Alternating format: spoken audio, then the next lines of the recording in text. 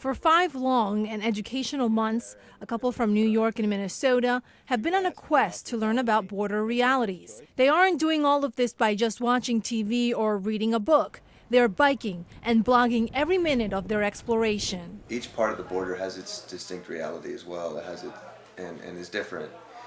And we knew that. We were interested in what was going on in other parts of the border. And we've held an obligation also to teach as we go. After spending significant time working as volunteers at a shelter for migrants in El Paso, Katy Brandes and Eric Wright decided to explore the border. In September, they got on their bikes and started pedaling a little north of San Diego, California. Final destination, Boca Chica, Texas.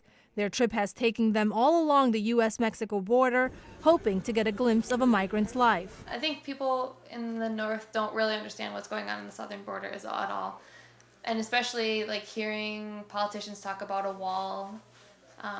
It might sound feasible to people actually, but when you come down and you witness it, it seems kind of crazy. During their travels, Katy and Eric have visited social justice organizations, border groups. They've talked to day laborers and have stayed at various shelters for immigrants on both sides of the border.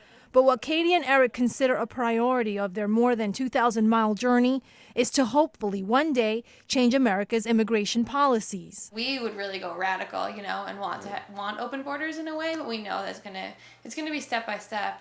So we can just hope that DREAM Act will happen and maybe an amnesty will happen.